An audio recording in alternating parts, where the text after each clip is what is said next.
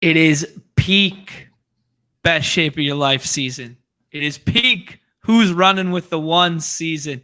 7-on-7 drills, filling the timeline. What a time to be alive, boys. We are so back. Every team has reported to camp.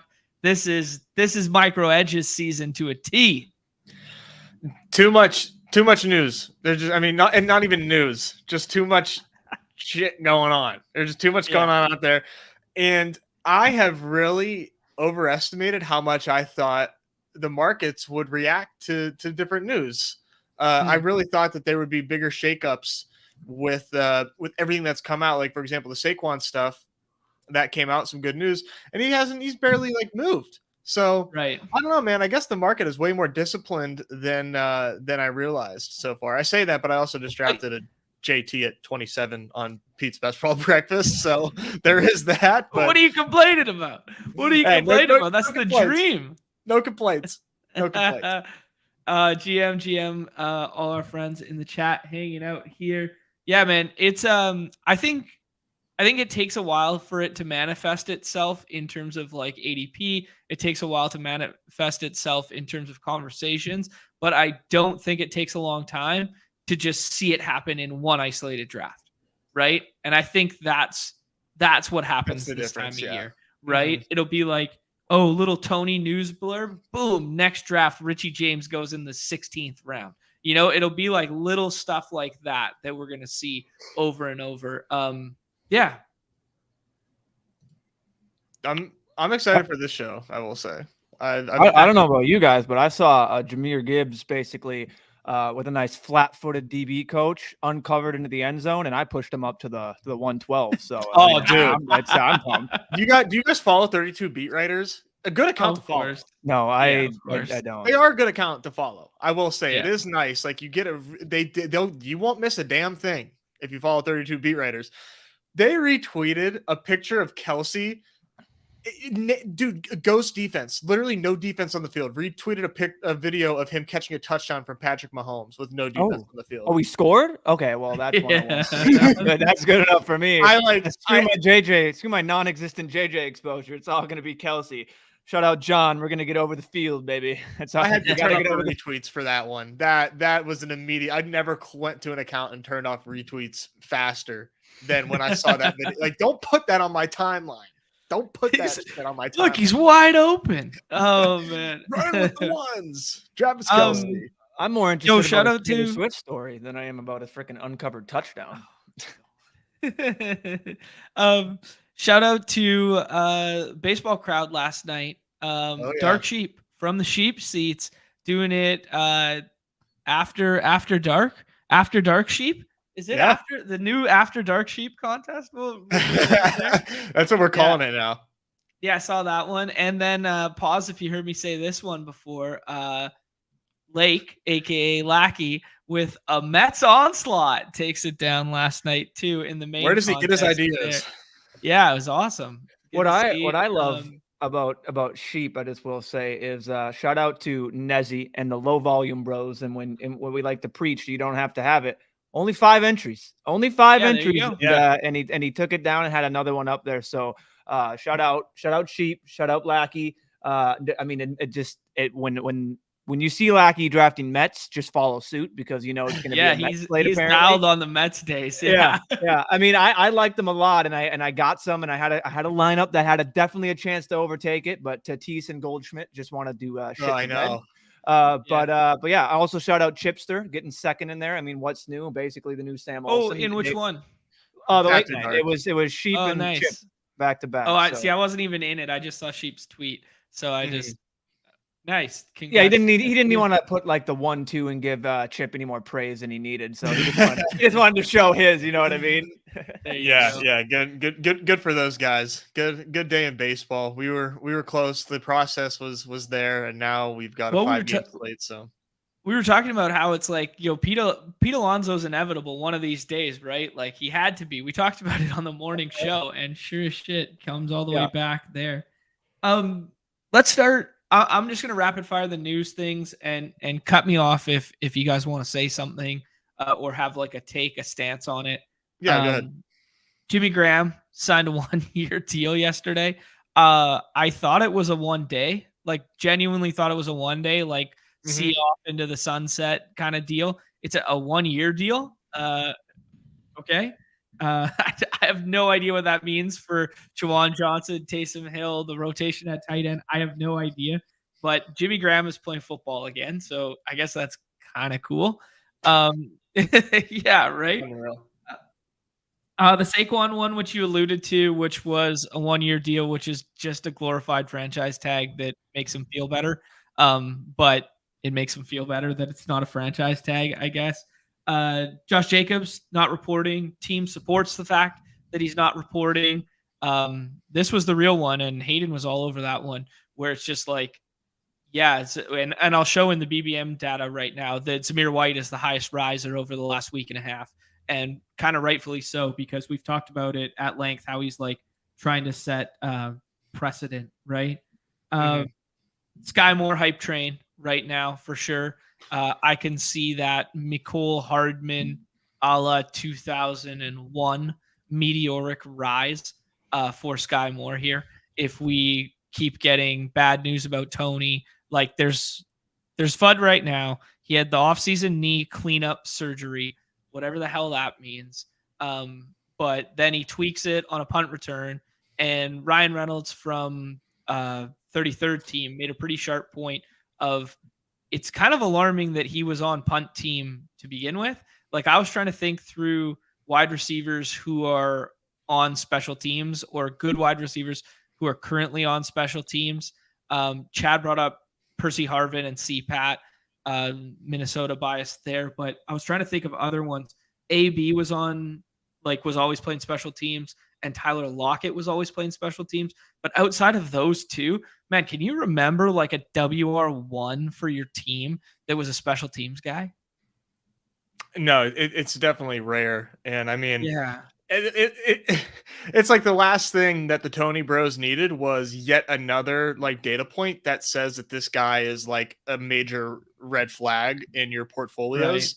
Is the fact that he is returning punts, but it makes sense because the dude has to bring value to the team somewhere, and you're not bringing a lot of value playing 20% of your team snaps.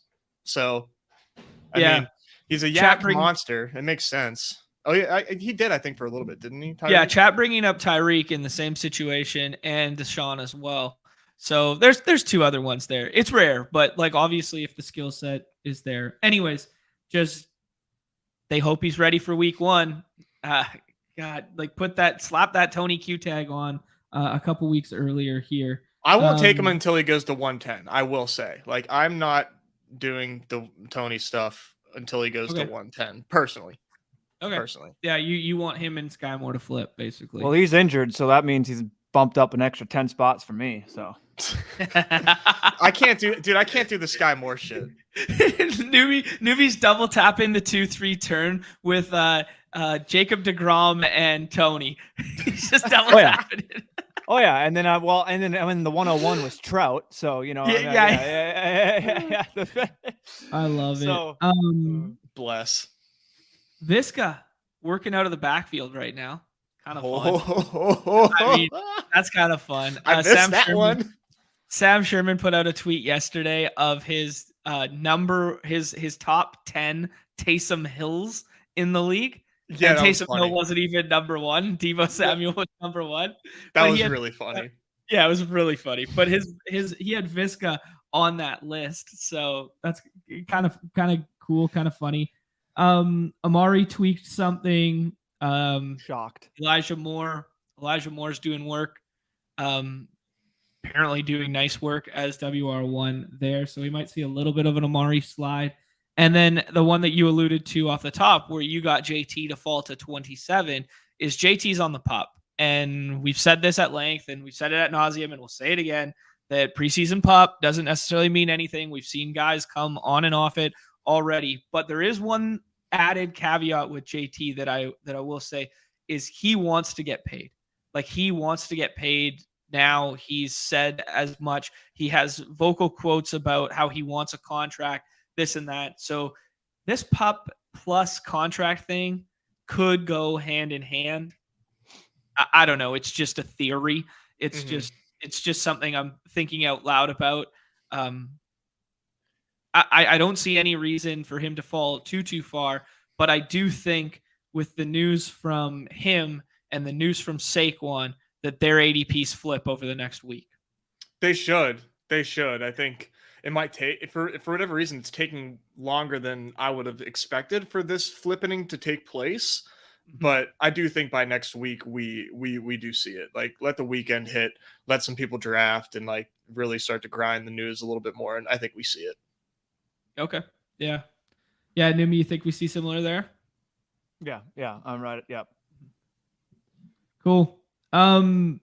That was kind of the news dump stuff that I saw. I did a little bit of stuff on the Unhinged there. We talked about the Jordan Addison. We talked about, hey, Kendre Miller, there's your example of on the pup, all the FUD in the world, back off the pup, now working in regular rotation. There's your case study right there for how meaningless a pup designation is right now, and sifting through the news, right? That's one thing that I'm like surprised that, like, because like I said, the field, in my opinion, has been like pretty good about not reacting to news, but the Kendre Miller stuff, like, I was really surprised that he fell like 10 spots since that once that news hit. I was like very shocked by that, because I thought everybody should know by now that like preseason pup is not real. Like, it is like, it's not anything that it's not the boogeyman that it's being made out to be. So I was really shocked by that fall, considering that we are waiting for the imminent Alvin Kamara suspension.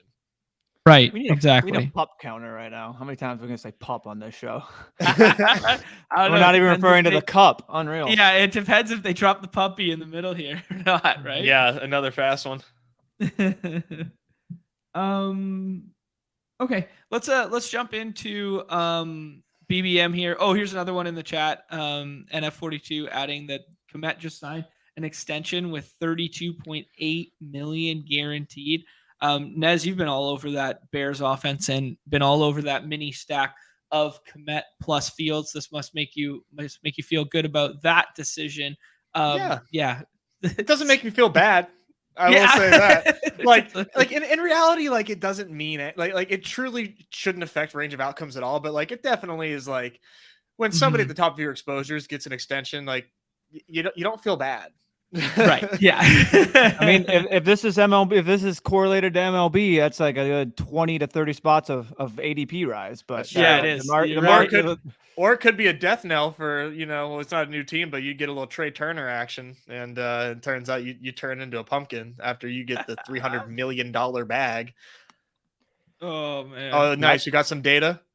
Yeah. Let me see. Is that shit? It's kind of, I can't reformat it for whatever reason. The way that Underdog sends this sheet, I can't even like make a copy of it. I don't know what's up with it.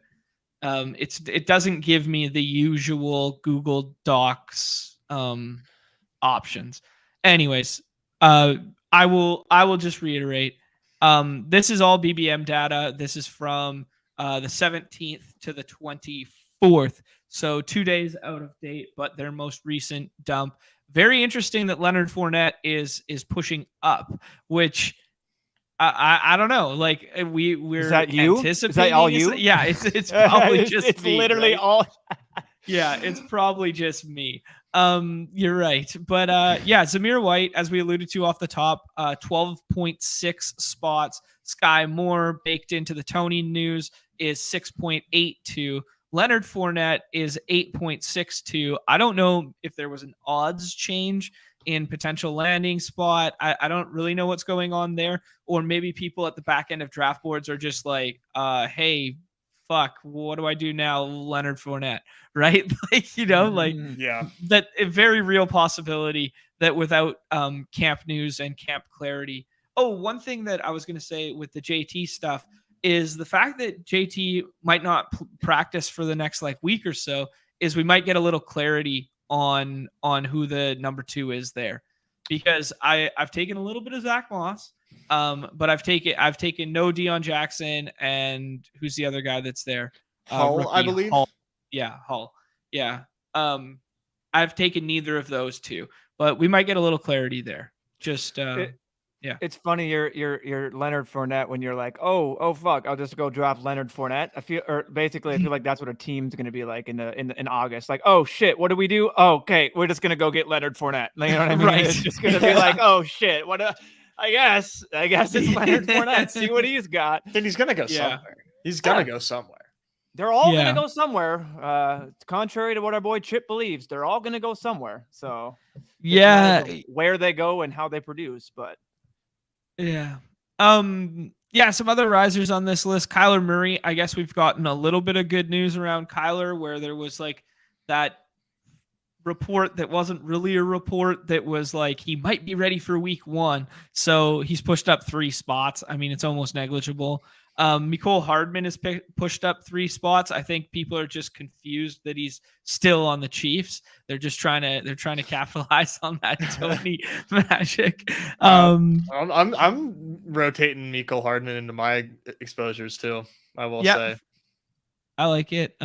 Dynamic player, right? Any Hopefully. names pop out to you guys here? We saw that Evan Ingram get the bag and then move up 2.14 spots as well. So Zay Flowers has flipped Bateman with the pup news with Bateman.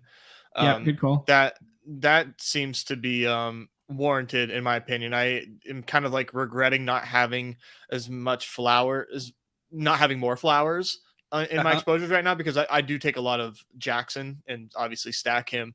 That definitely concerns me a little bit. Bateman has never been healthy, but obviously like a great prospect as a wide receiver coming out of the draft. So the fact that they loaded up with I say loaded up, but took Zay Flowers, brought in OBJ, like clearly had to pay OBJ a ton of money to get him to come there. And I think that that's not necessarily like for no reason. I think they might have legitimate concerns about Flowers or Bateman. That is Bateman. And with like the philosophy that they're trying to take with Lamar this season with Todd Monken, I am still going to continue to take Bateman just because like when he's on the field, I think he's really important to that team. But this flippening, I think, is likely here to stay with Flowers over Bateman. And I think OBJ is going to rise too. If he doesn't, I mean, guys, he should. We need to just honestly put our biases to the side. What a Lamar Jackson offense looks like is a highly efficient offense, and OBJ he's gonna get his. He's gonna score touchdowns. Yeah. Like I think we need to just put our biases to the side with the OBJ thing. I know I'm really like preaching to the wrong crowd here when I say that, but yeah, that's my takeaway here was seeing like the Bateman move. But otherwise, nothing too insane on this list for me. Yeah, beat reporter from Baltimore Banner, formerly of Baltimore Sun, Jonah Schaffer, one of the two, Schaffer or Schaffer, I think it'd be Schaffer, reported that this move was expected. So I think that his quote on the Field Yates thing was, "This was expected. The Ravens will be patient with Bateman's foot as he works back to full strength." So, I mean, I think from the fantasy community standpoint, it came as a bit of a shock after he missed OTAs and that sort of thing. But from the football guy standpoint, it kind of sounds like they anticipated that he would start in the pup, right? I think so. Yeah, and it's just like because of the injury history, this is a pup designation that people are like giving more weight to than other pup designations. I believe so. I mean, it's not a shock to the people that were like tapped in. Like we knew Bateman had a cortisone shot and wasn't doing any work at OTAs, like you mentioned. The one other news thing that I wanted to say is I don't think we touched on it, was like Kyle Pitts is not participating yet, and he's coming off MCL surgery. Typically, from like the Twitter doctors, the Twitter PTs out there, you would expect Bateman to be like Pitts to be good to go at this point. And he's not yet. I'm not worried, like I'm gonna like Pitts is already a stupid value. If he continues to fall, like I'm going to double and triple down, but it's not ideal that Kyle Pitts is not according Chip saying Pitts back. Did I get rugged? Cause like all I've been seeing is Levitan, like propping up these reports about like, hey, like just saying Pitts should be out there and he's not. So maybe maybe we got rugged on that, but yeah, something. All I saw All I saw was Drake London catching balls in the flat from Ritter, baby. That's all I saw. That's all I was watching. God, Yeah, don't get me started on the London shit. Pitts is out there, by the way. Oh, So- thank God. Okay, there we go. Okay. Thank God. Thank you. Okay, Thank good you. caveat. Forget I said everything. Flowers. I know my boy here is tapped into the Ravens network. So Flowers getting all the hype out of camp already. So there's another little one there. Yeah, Chad. So this data is just the last week of movers. So this makes sense if you go all the way back to the elongated sample and use baseball sheet, which is in the show notes below, as is Chad's sheet in the show notes below there. Go ahead and click on that, and you will see a bigger picture of opening ADP versus current ADP. And yes, Kyler's up 22 spots in that sample. This is just since the 17th to the 24 recent movers, and he's only up 3 spots in our sample here, or in Underdog sample here.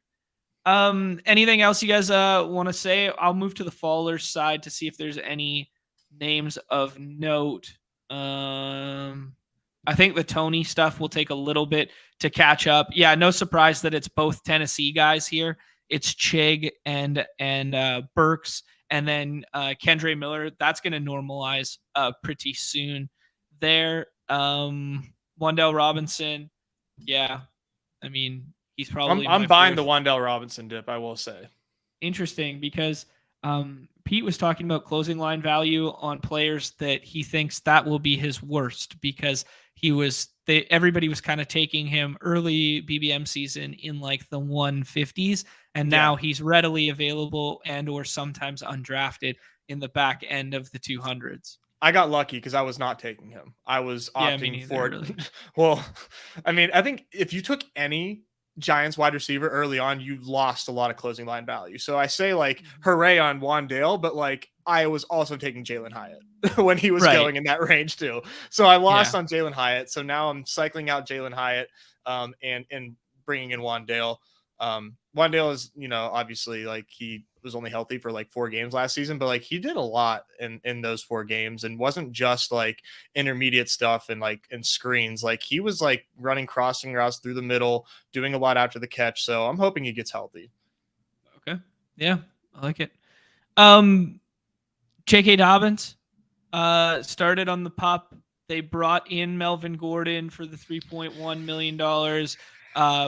I guess it's going to be largely incentive laden. I still haven't seen a structure breakdown of it. I'll look it up right now. Again, I've looked up this contract 15 times and I have yet to find anyone with a clean breakdown of it. I haven't either. Yeah. I imagine it's fully incentive laden, but regardless, insurance policy was brought in. I think they were going to bring in an insurance policy anyways. I always thought it was going to be Kareem Hunt. I've been saying that from the rooftops since we started drafting, that I thought it was Kareem Hunt was a perfect fit for them. But we'll see. Melvin Gordon can catch some passes too. Yeah. Anyways. I mean, I don't know that what it means for JK. I mean, I like the move. I like anybody signing these vet running backs. Honestly, I think they still have value to bring to teams. Especially like good teams, of course, right? Like mostly such as the Ravens. There was I'll be honest, I haven't like read necessarily the article or the newsletter, but Fantasy Life with like Pete had like a newsletter basically kind of calling this J.K. Dobbins pup list and the signings like fool's gold, and basically saying like while others are fearful, like be bullish on Dobbins. Like it's all going to work out. So I'll have to read to see exactly what they outlined in there, but definitely check that out if you are not sure of what to make of the J.K. Dobbins stuff. Okay, cool. A couple little nuggets from the chat here. Michael Carter running as the 2, not Izzy. So just interesting there. And then Pitts with knee brace on still. Okay. Yeah. Cool. Yeah. And then I was thinking this in my mind too. They're all going to side somewhere. No Will Fullers. I mean, if someone has a chance to be the Will Fuller of this year right now, it's Kareem Hunt. I think Kareem Hunt is 101 Will Fuller candidate. 100%. 100%. Other than like Jarvis Landry, but Jarvis Landry doesn't count because nobody's drafting him. Yeah, that's fair. Yeah. I could see Jarvis Landry getting like vet minimum, like if someone has a slot injury later in camp. Like I was shocked by Cole Beasley getting more interest than Jarvis Landry. Yeah, That me was too. shocking. Maybe he's just not totally healthy, but he's working. He was working out with OBJ. Like he's Yeah. trying to get signed. So I mean, him don't be coming back, surprised if he does. him coming to the Ravens makes like a lot of sense if Bateman's not ready. Dude, it too. does. It It does. like they're buddies, like they go back. I mean, it's reenacting the Browns of 2 years ago or 3 years ago or whatever. Yeah. But it might be something there. Who knows? Any other names in the ADP that you guys want to hit on, or should we move into weekly winners here and fire up a draft for Nez's plan? Drake's new song, Nez Plan. Nez Plan. Yeah, no, I'm ready. I'm ready to pivot. If Neumy, unless you have anything to highlight. No. Nope. Nope. Here, Neumy. This is Neumy's calling right here. Neumy's calling. Yeah. Ooh. We need a call to action. We need a call to action, Neumy. Well, I mean, it's just a atrocity, to be honest with you. Looking at that, it's terrible. It looks gross. Walk in, just come in here, click the little button, click a little sub, chat around, have a good day. That's all it takes, Does everyone little wonders. But yeah, no, hit that like. We appreciate it. Wonders. Hit that sub specifically to know, that notification bell. You don't need to look at you don't need to go on whatever that platform is called. You can just immediately get it right on your phone, and it'll tell the you new platform. The BadgeBros are starting in 30 minutes. So you just click that notification bell. I have it on for certain ones, and it's perfect. We got ETR, we got Pete, I got the BadgeBros. That's all you really need. And there's more. Don't get me wrong, but yeah, help us out. Yeah, Mookie bringing up what we were talking about here, how like Fournette just going for a workout makes people bullish. Like that made me a little bullish too, right? Like, especially because it seems like there's real smoke with the Patriots actually trying to bring in a running back. So I could see this coming to fruition, but I'm not. I think Ramondre is so good that it sucks for him. Like, of course, like it's definitely a hit to Ramondre, but I still want Ramondre on my teams if Fournette goes there. Yeah. Yo, Asset going to support your laundry this weekend. Go see Mitch Keller on the mound. Love to see it. Oh, let's go, man. Enjoy the views. If you haven't been to Pittsburgh, man, you're going to love it. It's such a sick stadium. Yeah, the backdrop looks incredible. That's one of the parks I'd like to tick off my list, like just with the river in the background and the bridge and stuff. Sounds iconic. Like a BadgeBros meetup in Pittsburgh soon. Oh yeah. I can think of 250 other cities to do it in first, though. I'm sure you can, brother. I'm sure you can. Pittsburgh's so cheap. It's too easy. There you go. Yeah, that's actually a good point from Chad too. That did Will Fuller price himself out? Like comp to Hunt. Hunt won't necessarily price himself out, but like Dalvin or Zeke could price themselves out of the market, right? For sure. All right, let's do this. I brought up the schedule grid because when we're talking through weekly winners, blah blah blah, it's always going to be there. And it was next little segue here because Nez has a plan. Nez has a plan for weekly winners, and it involves scheduling. What do you got for me, Nez? Yeah, so this isn't like a groundbreaking thing. Like everybody's been trying to correlate their divisional opponents, but I don't know if anybody's actually like taken the time to see like what the rotation is, and it's actually not that hard to memorize. So for example here, like you have the AFC East, North, South, and West. Well, AFC East faces the AFC West, so that's pretty easy, right? It's like just East West, not hard to remember for the AFC side.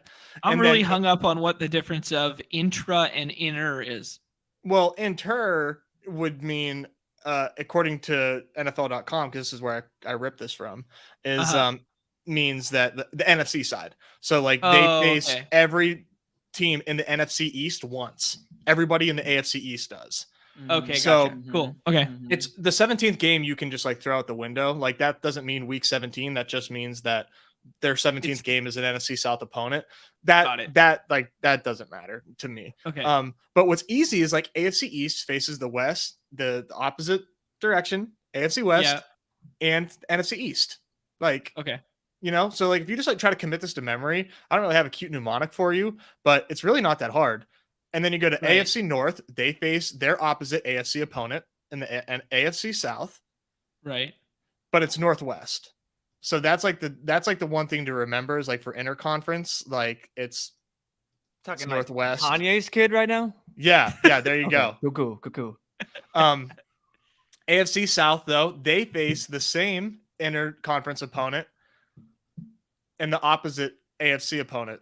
So like this is something that you could probably just like have on tap with you when you draft, like, you know, just like alongside yourself on like a second screen or something. But if you were to commit these to memory, like it's really not that hard to remember, because I mean all you have to do is remember like 2 AFC divisions and 2 NFC divisions. Yep. And then you're good, because like you have the opposite ones nailed. You know what I'm saying? Right. Yeah. Because they all, you know, it's a pairing. So I can share this if you want. I just Googled scheduling rotation by division and I found this. Yeah, sure. But I'll just drop it in the chat because you've done it anyways. So if people are just thinking through, because it is applicable for weekly winners in terms of like, I've been thinking a lot about weekly winners in terms of like how I've been constructing rosters versus how Mark was suggesting to construct rosters, and how, you know, maybe you were suggesting with this chart to construct rosters, is just kind of like, I've been thinking about it in weeks, thinking about it in terms of like conferences and like divisions, and giving yourself multiple outs is more of like a scattered shot approach, right? So committing this to memory will then be able to like build rosters that are quote unquote live for like all 17 weeks, right? So it's a good it's a good mnemonic to just have committed to memory just for that. Yeah, I like it. So now in doing this, Nez, and seeing which divisions paired with which, did any jump out to you to be like, oh yeah, okay. So who are we liking from this? AFC East. AFC East is just like so unfair. When you look at the Bills and you look at the Dolphins facing like the AFC West, and that gauntlet of getting the Chargers and the Chiefs like each once from the Bills and Dolphins, like that's like those are like 2 like guaranteed shootouts. And then you have the NFC East where you have the Cowboys and the Eagles as well with some like high powered offenses. Like both of those like present some like really sick game environments for those AFC East teams, at least like guaranteed there, let alone the 2 games that Dolphins and Bills play each other. So that is like really, really exciting for me. And then of course I like to pay attention to, go ahead. I was just about to say a fun stretch of that is Buffalo from 12 to 16 at Philadelphia, bye at Kansas City, Dallas at home, at Chargers. Oh, sorry, I threw you up there and I couldn't see it. That is nasty though. Holy shit. If you zoom in just a little bit so we can like visualize that stretch, because that is monstrous. Buffalo week 12 at Philly. Holy shit. At KC, Dallas, at Chargers. That is a fun AF stretch of games. Oh, I forgot that they don't play Miami during our regular season, so that's a bummer. But that stretch though is they do. They play Miami in 4. Yeah, but they don't get them twice, is what I was saying, in the division, which is a bummer. Sorry, Neumy, what did you say? Oh, it's post week 6, so these weeks are non-existent for John and weekly winners. That's right. It's true. Yeah, so chop the schedule off. Just chop it off week 7. Yeah, it doesn't matter. Nothing matters. I crop it right here. Yeah, exactly. And then also I'd like to pay attention to our NFC North, because there's just so many teams in the NFC North that we love. We got effed. And the Vikings. Did you? Oh yeah, we finished first in our division, so we have to play every freaking division winner. And then you said so. I said our in the division, and you pivot to we with the Vikings. Okay. I mean, the whole division has to play the AFC West. So I mean, that's fucking awesome. That is it. Oh yeah. Oh, you want that? Yeah, for the AFC West to steamroll the fuck out of the AFC or the NFC North. Hey, put your laundry away. We game stack. I'm talking about for the Lions, the Bears, and the Packers. Those aren't. I mean, yeah. Well, who's going to be favored in any of those games when it's the AFC, when it's an AFC West versus it's going to, like, you're going to see Packers versus. Oh, I don't care who's favored. I just want high team totals. Yeah, think about the game. I don't think it's going to be that. I want pace and team totals. That's all I want. I would be. I mean, dude, Chiefs and Lions have the highest game total in week 1, like far and away, at like 54.5, I believe it is. These games are going to be awesome. Like the Bears are going to put up points. The Vikings are going to put up points. The Lion, like all these teams are going to put up points. Like, so getting the AFC West is awesome. I will say what kind of sucks is I think the NFC South is doo-doo. So like not likely to get a ton of shootouts there, but getting the AFC West with the NFC North is like sick. So in counterpoint to AFC South. You said AFC South or NFC South? I said NFC South kind of sucks. Oh, fuck it. Never mind. Nope. Yep. Never mind. You're right. But I mean, I brought up NFC North and AFC East. I mean, both of these teams play the AFC West. So AFC West, you know, I kind of buried the lead. They have, I mean, that is fantastic. Getting the Bills, getting the Dolphins, getting the NFC North mixed in with like the Chiefs and the Chargers, Broncos, Raiders. So AFC West is honestly a pretty loaded schedule for scoring points. Yeah, I like it. Oh, this is fun to think through. Yeah, thanks for doing this, Nez. This is good. This is really good for weekly winners. What do you guys say we just jump in now? Yeah, try and make some of this happen. Okay, I want to do this. Schedule grid, of course. Oh, before we do, Dooley data. Everybody's already in a lobby, dude. Everybody's in the lobby waiting. Fuck. Okay, hold on. I'll do it. Weekly winners. I'm sorry. I don't like to dox everybody. Okay, I'm in. 5 more spots. Oh my god. No, but it is important that we shout out Dooley because this is awesome stuff.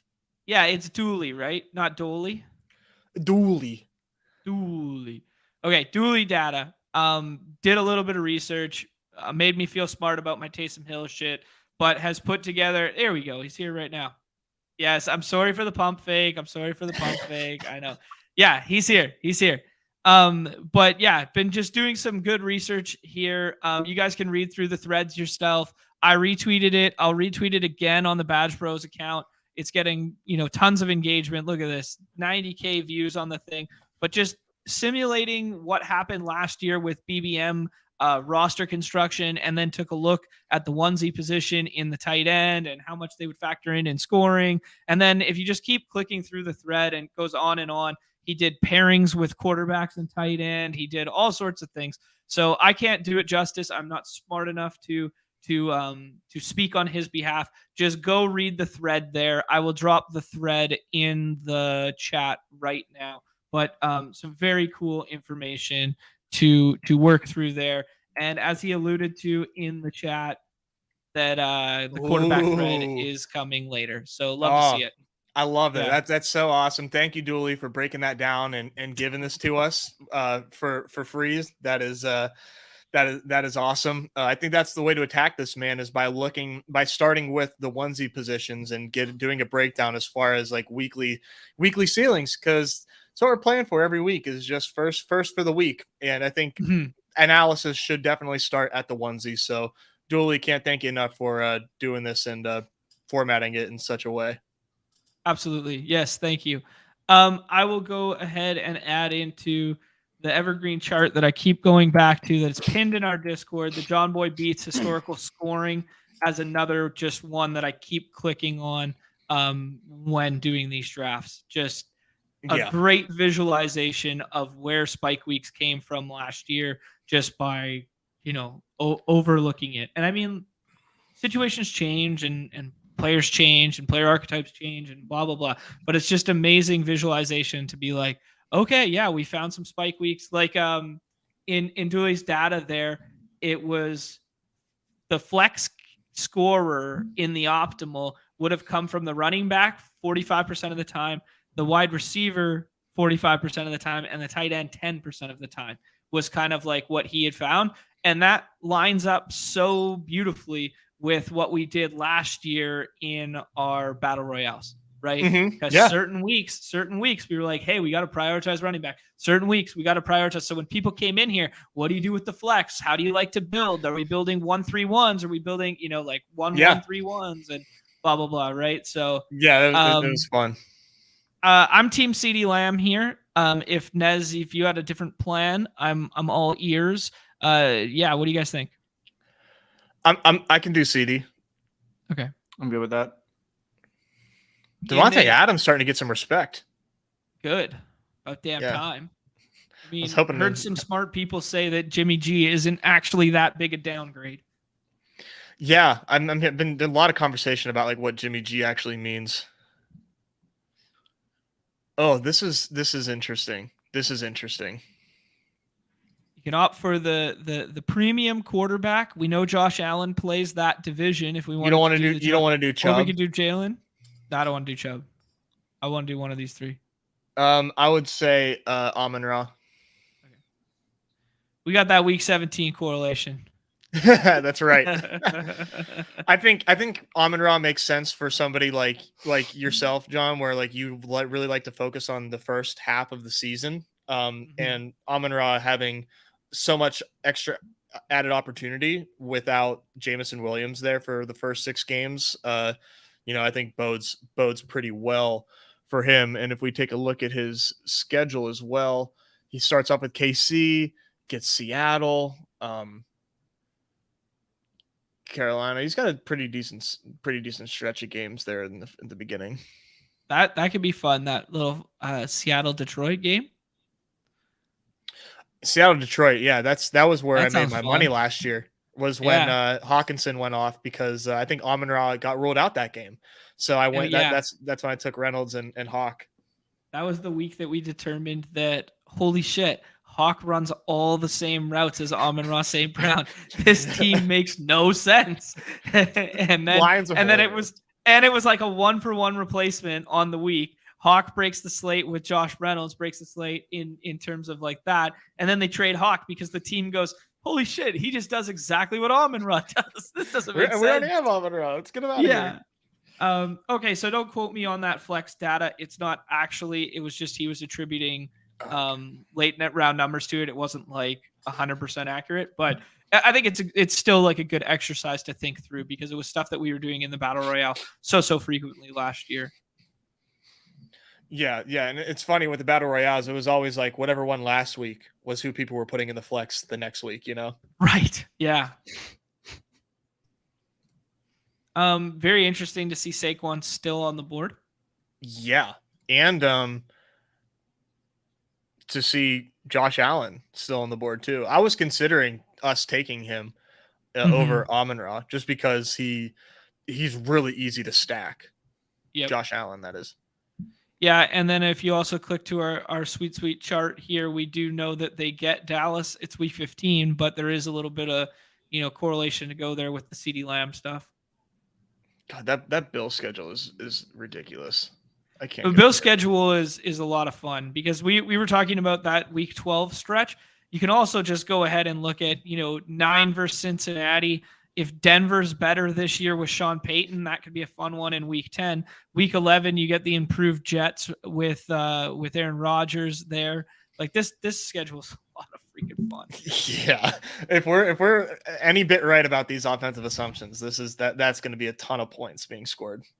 Right. And it is interesting too. I think what I'm excited to also see from people's data is like how often run backs would have been in the optimal based on last year's data from teams that were drafted, because I think like they're nice to have but not need to have with the run backs. I think most people would like agree about that with that if you kind of like think about it for just like a little bit, that like not a run back isn't 100% necessary to have a high scoring team. But I wonder if we as a bubble put too much emphasis on the run backs because we're so obsessed with week 17 stacking. I think I would answer by saying no, because I think run backs are necessary in certain game environments, but I do think we don't put enough thought into what that game environment would look like. Okay. Like if you have a team that's a 10.5 point favorite with a game total of 45 and they don't play with pace, run back doesn't feel great, you know? Agreed. But we don't necessarily know those factors yet. So people they wish cast in their own like forecast of run back, right? If that makes sense. It does. So yeah. I think if you ran like the numbers and stuff like that, if you had a benchmark of a 50-point total with a spread less than 8.5, I would think that the optimal has a run back in it at least 70% of the time if that game is the one that goes. Because that's a heavy correlation. Yeah, because of the way the pace is pushed. Yeah, I don't know. I don't know if that's 100% correct. That would be a fun way to look at it, though, right? Like, rather than looking at the results, looking at like the Vegas totals, you know, and seeing like how often did it come to fruition, as opposed to like, because obviously if the game scores 50 points and the spread is tight, then of course a run back would is more likely to be optimal. But based on what Vegas thinks of a game, I think that would be pretty helpful to help identify that stuff. Yeah, and I know that stuff exists. I just don't have the answers yet. He's got run back data. I won't rush you. Our guy is on it, man. Yeah, look at this. Top 50 really lineups: 53% running back, 35% wide receiver, 11% tight end. So a little more running back heavy than we originally thought. We could do the Metcalf, and we get a little correlation for that Detroit and Seattle game. Yeah, I'm cool with Metcalf. He fell pretty far here, and we can always stack him up, like if in case of emergency with Geno. I like it. Where does your guys' mind go right now? Does this just instantly look like a 2-quarterback team to you guys? I wouldn't say instantly. It depends on what we get coming back to us, in my opinion. Okay, Seattle stacks with both Dallas and Detroit, by the way. So got that going for us. Yeah. And we could do divisional with Hawk here, or we could do divisional with Kittle, or we could take one of the wide receivers. Come on. Hawk. No. Nice. Hey. Okay. I feel really good about the Hawkinson pick. Okay. I think he gets a boost in this format, obviously. And I don't think that like 38 is too early for a guy like him who ran a ton of routes and is in a very good offensive environment. I'm very excited for Hawkinson, and we identified them as having a pretty nice schedule. So does this team instantly become 2 quarterbacks for you guys? Because we got really, really nice, easy back stacks with this, and Fields is gone. I mean, you could maybe go like naked rushing quarterback in Anthony Richardson on this team and just go 1 quarterback, maybe 2 tight end. You could do something like that. Where do you guys' minds that's pretty interesting to think of doing 1 QB with Richardson, because he has late stack options as well. If you wanted to just throw those in, I think for me, and it's not necessarily hard and fast, but getting a QB in the top 100, I think then you can. That is probably like my cutoff where I would do like 1 QB. Like I will inevitably have like really thin 1 QB teams, just because I think it's a really fun thing to do, just to like, hey, like just 1 week, just give me 1 week with like where Geno Smith goes off and like, all right, cool. Like I got it. But we have the opportunity to do 2 QB, but we'll see. We'll see what comes to us. You know, I don't think we have to make that decision right now. Yeah, this is an interesting point from Blake that the running back flex percentage is because of roster construction bias. Like if 3 running backs make it into the flex, there's a decent probability that they were all taken in like the 9th+ round. Like this is a very interesting, using BBM data to then project weekly winners does have its inherent flaws, and this is potentially one of them. And then using Battle Royale data to project weekly winners also has its inherent flaws, because there's only 6-person drafts. And then if you get double running back, they're probably all in the top 20 at that position for the given week. It's not like you just randomly plucked, RB40 and moved him into the optimal. So there are definitely some crossover flaws. I don't really know how to omit that until we fully have a weekly winners sample. But yeah, it's definitely good, very good things that Blake's thinking through in the chat right there for sure. I think. Oh, I'm Go, sorry. go, go. No, go. Well, in optimal lineups from Sam Sherman, he said in optimal lineups, a flex is filled most often by running backs at 46%, followed by wide receivers at 38%, with tight ends actually making up 16%. Okay. So it's pretty interesting. Yeah. There were 0 dupes. That's a very interesting one. That is so and wild. In the Battle Royale contest, when we went looked back, there were only 2 dupes last year. And that's a format where there'd be more likely to be dupes because they're only 6-person drafts. There's more overlap in player pool, blah, blah, blah. And those were, what, 100,000 entries? Something like that. 50K. 50K entries? Mm-hmm. Yeah, 50. Like it was like 56K, right? Yeah. Usually like 250K prize pool. Yeah, I like it. Okay, cool. Yeah, fucking really smart guys in the chat, boys. You guys are smarter than us. Who wants to take over the helm on the show? Come on. We're done. Hand over the reins. How many drafts have you done in weekly winners? Have you gotten a lot of volume in yet? Oh, wow. Okay. Yeah, something like that. 28, 30, something like that. Okay. Have you done any like 0 RB attempts? Oh, yeah. Okay. I love them. Oh, yeah. Dude, like this is my ideal roster construction. This is actually where I really wanted to go, where Cards is asking like he can't get on board with ones at the onesies. And there's certain build types that allow for it because you have to think about the scoring allotment for a given week, right? Your quarterback can't score twice. Any other position can score twice, right? So giving yourself outs to scoring twice is really important in my mind. So I do it a lot in these 0 running back builds where I just build one at the onesie because I just build like I'm right. Like that quarterback is optimal because I'm tethering for like a week or a game environment or something like that. Whereas, others might not necessarily be doing that. Let's think through this pick here. Cam Akers has divisional correlation. Aaron Jones has divisional correlation. Madison has team correlation. I think Madison or Gabe Davis. What do you guys think? Jimmy? I have no idea. You guys make the pick. I'm in shambles over here. Let's go, Gabe Davis.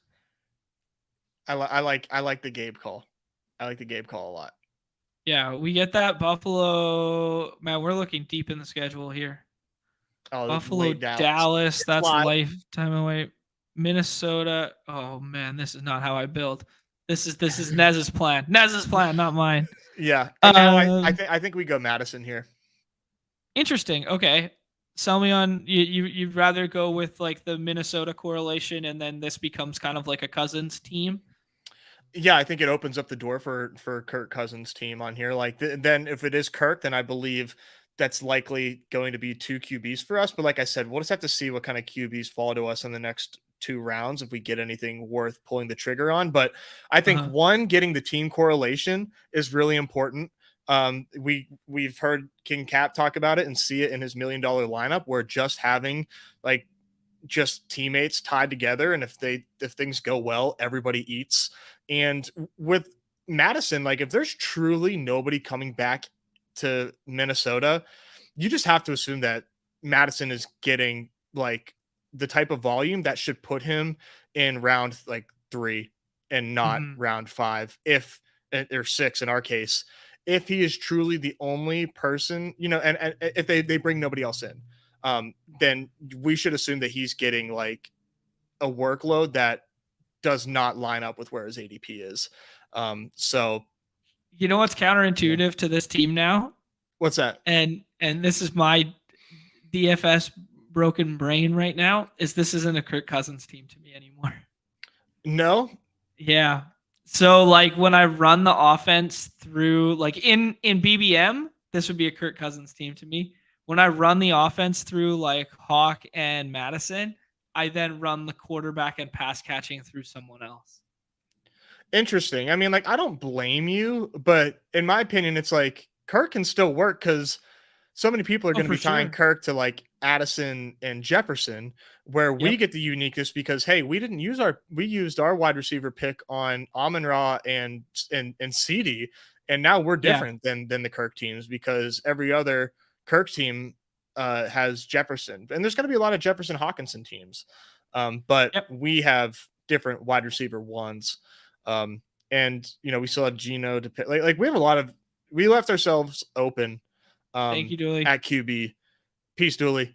But I will say, man, I can't really get on board. Like we talked with Mark last week. I can't really do like the heavy QB stuff in this contest because I'm playing volume. Like I don't want to make any like commitments, but I would love to max this contest, I think.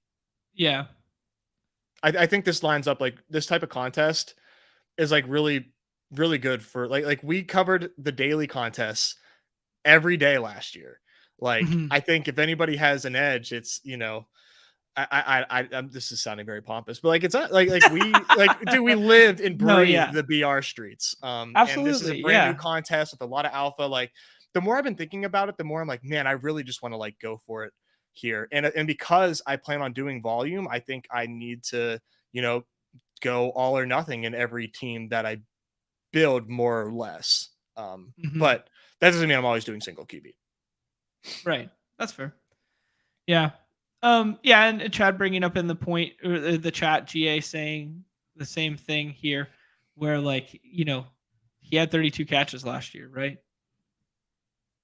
Yeah, I like I'm not in on Madison and BBM. Oddly, I guess oddly, but in here I think you know I kind of like using this contest as a way to maybe you know fix my accidental fades. You know, like I think Madison has the range of outcomes that can warrant an overall RB1 week, but I'm not getting there in BBM enough. So this is a nice way to kind of cover that. Where does your mind go now to like start looking like, you know, Minnesota for me, like I start looking earlier in the calendar here, start looking through, you know, some games that we could build around, that sort of thing. The Seattle and Dallas one isn't till late in the season, but Seattle Detroit's early, so maybe you know you start optimizing for something like that. So I love that like a ton of like we have a lot of QBs available to us. Like there are not a lot of QBs going off the board right now. Javonte going at he's usually that's the new going ADP, later, boys. I know, and I think it's going to push even further. But I think I might have been a little overzealous on what that news was going to do to Javonte. But gosh, man, if I was everybody else, I would be taking him sooner. But everyone's afraid to reach too hard, I think. But it'll get I've there. been taking him. I took him at 68 the other day. Oof. Yeah, I would. I really like him. Same. I like just vault the tier, right? Mm-hmm. David Montgomery makes a lot of sense to me on this team. Yeah, I think this is because I don't really like Pacheco and I don't like Rashad White, and then after that, like it's gonna get pretty ugly at running back. Yeah, I think that Montgomery makes sense. And then I will throw out a name right after this one for the next pick here. Yeah, don't Chips watch, and then he's got an interesting thing going on with a 3-2-1 right now.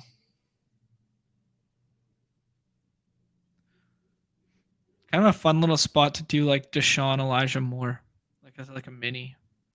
Oh, that would be if I was him. Oh, he goes Pickens though, and Traylon. Okay, what do you think about Cooks? Whoa. Brandon Cooks and setting up a Dallas double. Okay, sure. I'm fine with it. I was gonna say Sky. I was gonna say Sky Moore and set up Detroit versus Kansas City week 1. How far down is he? If you want to do it, dude, this is your team. Doesn't matter. Let's set up the Dallas stuff. Let's do the Dallas double and then fingers crossed we get him back. Dak, that is. Yeah.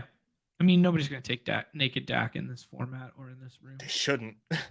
Yeah. I mean, maybe someone does a little mini stack with Gallup or something like that. But this is a team that I like being pushed out of my comfort zone because it's a team and it's a structure that I wouldn't normally build by myself. I got you, man. I'll help you. I'll help you get there. One bad thing about the Minnesota Detroit stuff is they actually only play once because damn. the other game is week 18. Oh, I hate that. So friendly reminder. Yeah.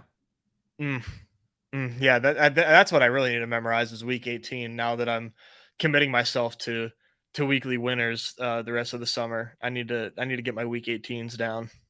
Yeah. Yeah, the weekly ceiling is kind of all that matters, right?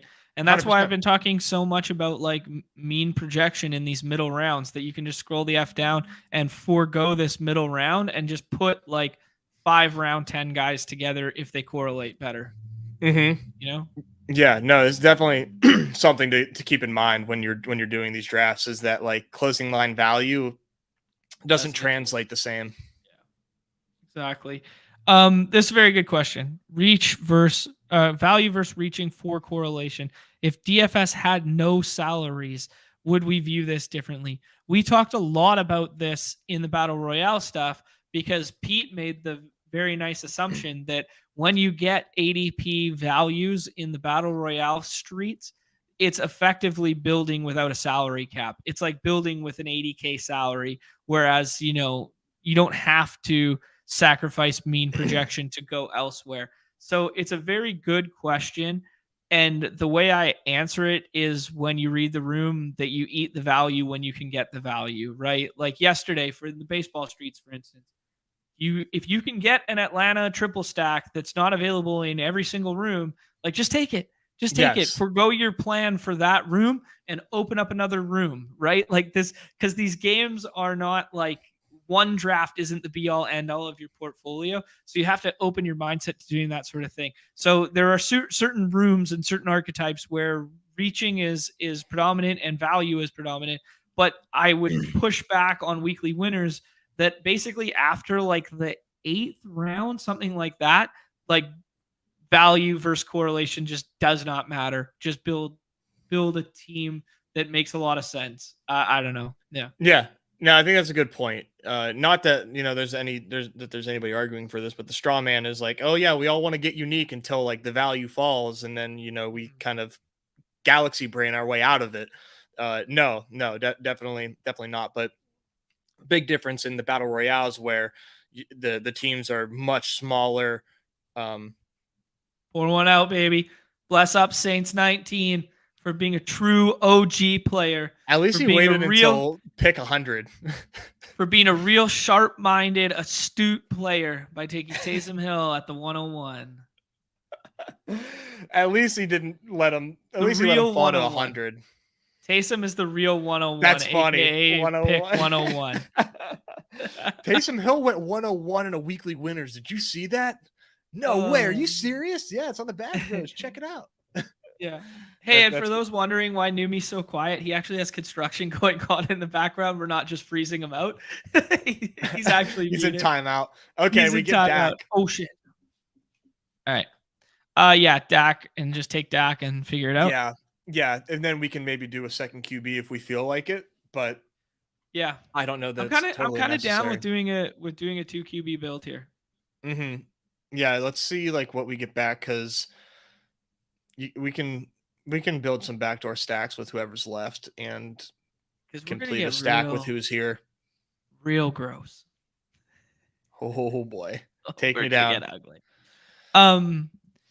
I want to say Antonio Gibson. There was a report today that he might be used in the JD McKissick role as the 2-minute drill running back and the pass catching role. So I mean, value. Hopefully, that's the only role that's the only role available to him. Right? Like, yeah, but like a little bit of I read that as like a little bullish on Gibson, but I read it more bullish on like just on Brian Robinson, right? Like that means he has the early down workload. We could do the Green Bay mini stack. We could do Seattle like double here, or we could do Geno and stack it. Dylan? He speaks. We got to give him a pick. Okay. It's not often we're gonna get Neumy today. So if he wants Dylan, we'll give him Dylan. I think Green Bay Detroit in week 4. I could see that. And they get him at Detroit later in the season too. So double up there. Definitely some touchdown equity there. I probably would have considered one of the quarterbacks if I was drafting on my own, and looking at Geno to complete the Metcalf stack. Anthony Richardson, because he can still be stacked and the rushing upside, and same with Daniel Jones. But I like throwing in Dillon in this because I don't normally get a lot of AJ Dillon. Yeah, I think I would have taken one of the quarterbacks too, but I think we have a argument that we could push the quarterbacks, because if all these guys go elite 1 QB build, right? Yep. They've already locked them up. Yep. These guys have quarterbacks already. There's a better chance that they fall. So I was thinking if you take like Charbonnet there, and then you see if you can push Geno to fall all the way because there's 3 quarterbacks in front of Geno in terms of ADP. I was kind of thinking that one. It's a good point. Potential. Yeah, absolutely no need to reach there, actually. Yeah, good point.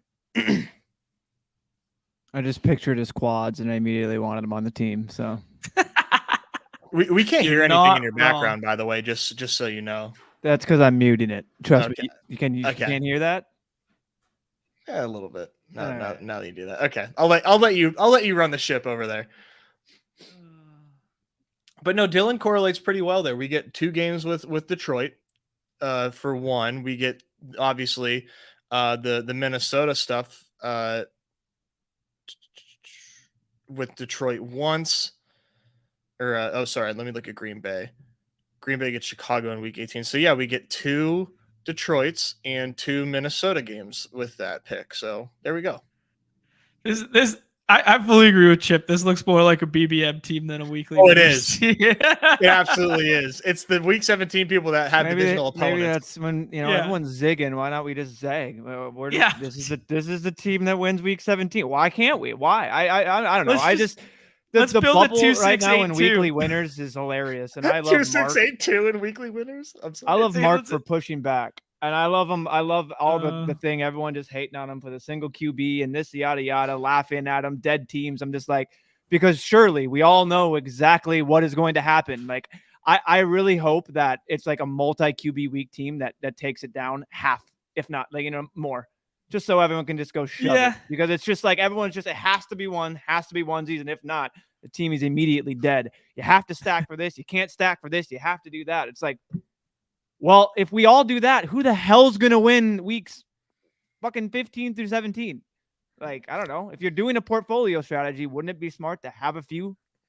I don't know. Yeah. Like, this team that you say it's week 17 could also just go down and take down any of the other weeks. Like, it's just going to be so random and variant that, I don't know. That's how I view it. Yeah, that's where matching raw points comes in, right? Yeah, that's why why I really like this contest is because nobody knows what the answers are. It's like BRs. No, I mean, we're slowly getting more and more answers, but we still don't quite know. That's all right. We don't want Gallup anyways. I did. Well, I see he saved you. This is an interesting spot for us. We get matchup correlation against Dallas early in the season with San Fran, but I kind of don't like it that it's early in the season with that. You get week 1 Khalil Herbert versus Green Bay.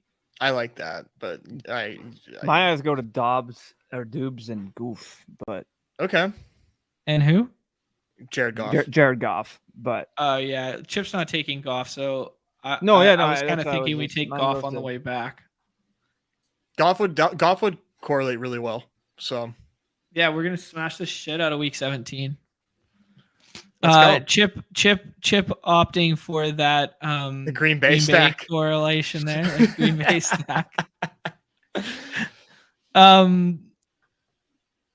Yeah, Goff and make it a 2 quarterback team. Are we putting the condom on, boys? Yeah, Goff has hit spike weeks in Detroit before.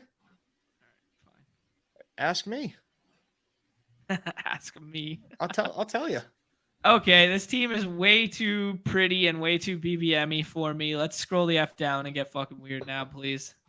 Okay, I'll allow it. We can maybe get weird at tight end. Yeah. I don't know. mean, do we want a second tight end? Sam I think we Laporta, want Brock Wright. Bro, I'm saying we can get 3. Ferguson. Picture this. Get a little Jake Ferguson action. Yo, take your pants off. How many condoms are you wearing right now? Come on, man. Who's $15 is this?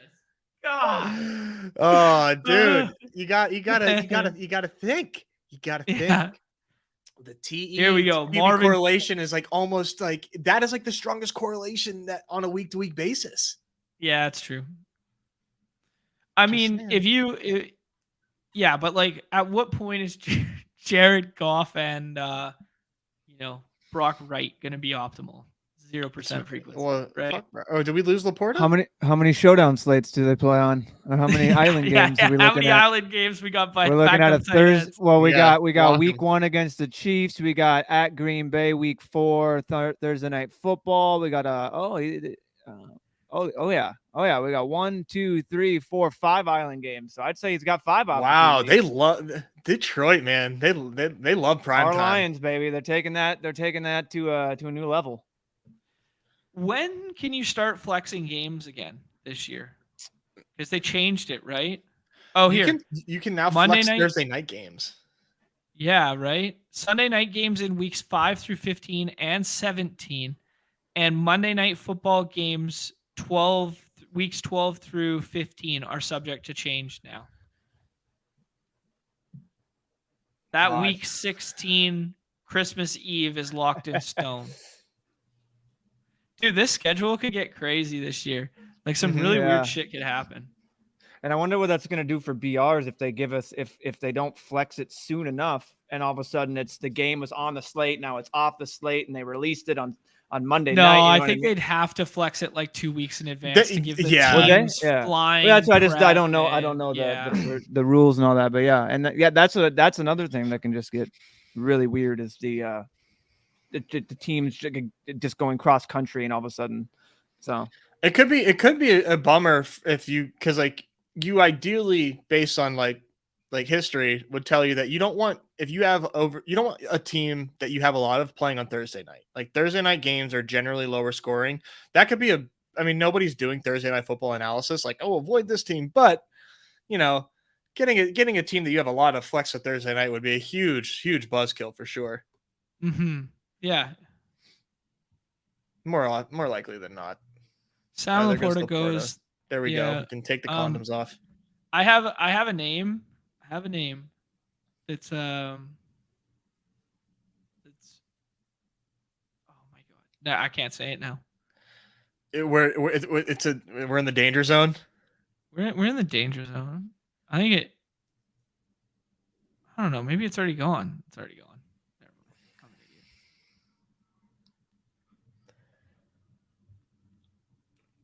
an idiot. I feel like you really want to correlate. So let me do some research and tell you who we can smash.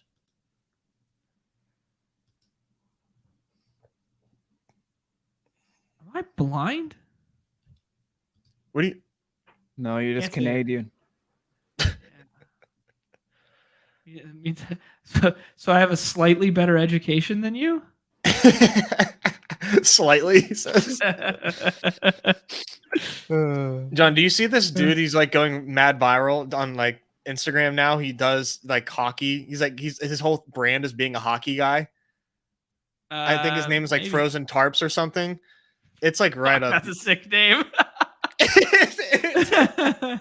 Yeah, I'll have to. I follow you, so I'll have to send you some of his stuff. It's really funny. He goes like full hockey bro with his stuff. Like, yes, 3 weeks playing hockey, buddy. Like, it does like the transition. That's me when I'm off the. Oh, there he is. Okay, finally found him. When you're off stream, you go, hey, buddy. I was that's literally weekly win skis. When I go to the rink tonight. Oh my god, weekly win skis. Oh my god. Ship a weekly win skate. Yeah. I don't. Yeah, when you say you're the exact same when you're on at the ice weekly win skate. Yeah. I want to take McCole Hardman Nick said it in the chat, and I was like, get the fuck out of here, Nick. Stop talking. I've been taking McCole Hardman in this format, and he correlates with both Dallas in week 2 and with Buffalo in week 1. Run back off of Gabe Davis. And he gets fuck Chip with Rodgers. Oh, yeah, for sure. Sorry, buddy. And nice we get a little bag. Remember Me revenge game in week 4 against the Chiefs. I know we don't have any Chiefs, but that's going to bode well for him for sure. Almost certainly. There we go. He gets the Chargers and the Bills twice, obviously. Oh my God, he took Gainwell too. I was like, that's such sweet divisional correlation for us. Atlanta plays. Okay.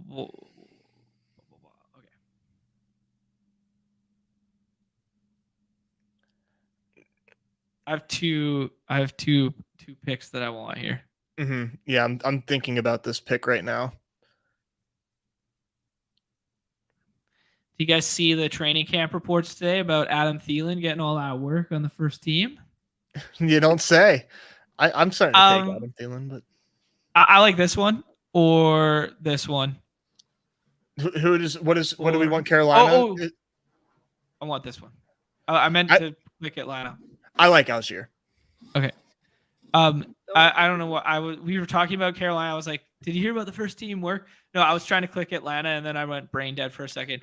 Atlanta plays Green Bay in week 2 and Detroit in week 3. So we're kind of like coming back around a little bit with a little bit of correlation to make me happy, even though I will say Carolina would have been like a kind of cool pick there just because in week 3 through 5, they get Seattle, Minnesota, and Detroit, who we obviously have a big bet on. There we go.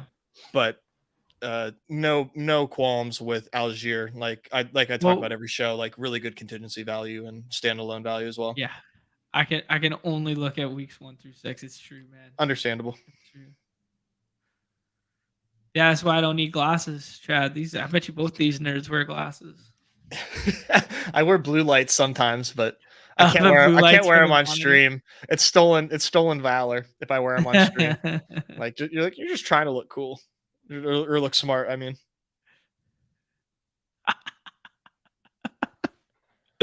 that's so true. Well done, Blake. Good callback. Good callback.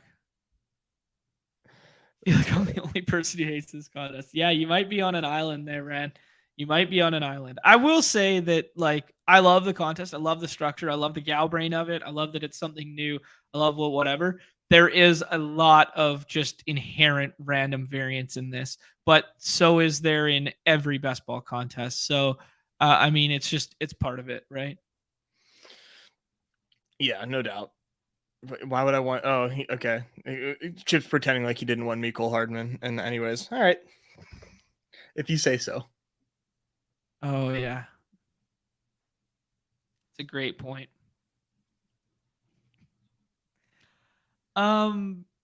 We got some backstack Detroit options. I think I would like to add one more Detroit pass catcher here. Oh, yeah. We got options. You can add 2 Detroit pass catchers, man. I got. You can have 3. I got our next 2 picks, and I'm going to put them in the private chat and see what you guys think. Okay. Okay. Yeah, for sure. This is who I would like to pick.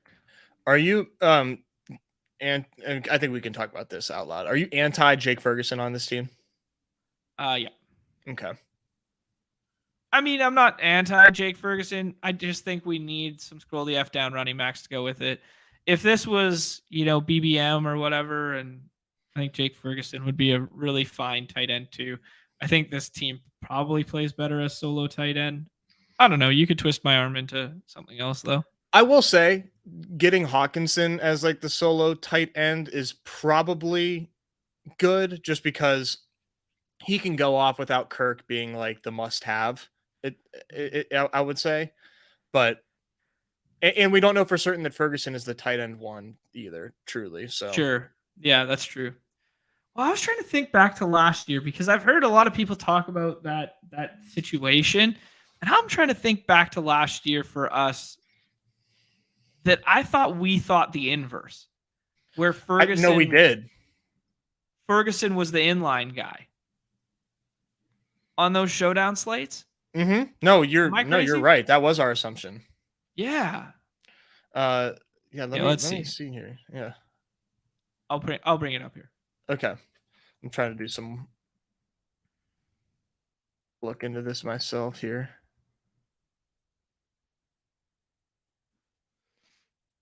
Yeah, because we thought Hendershot was running more routes and was getting targeted more frequently in those weeks where we were looking for back tight end 2 on showdown slates. God, we are so sick. Our brains are broken.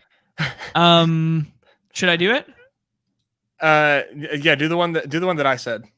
Oh, he's already gone. Someone already no took way. Richie James. Asset just took him. Oh, smart dude. Yeah, that was a nice little week 1 correlation for us. How about CPAT? Another Atlanta bet for those 3 correlated games that we already talked about, and he's not really a running back, but he's kind of a running back. Yeah, take him. Okay, I'm thinking contingency about guys value who and can a little break bit of standalone. Yeah, I'm thinking about guys who can break slates here. That's what I think about. Yeah, CPAT's definitely that profile, right? Like just do it, just like willing a touchdown.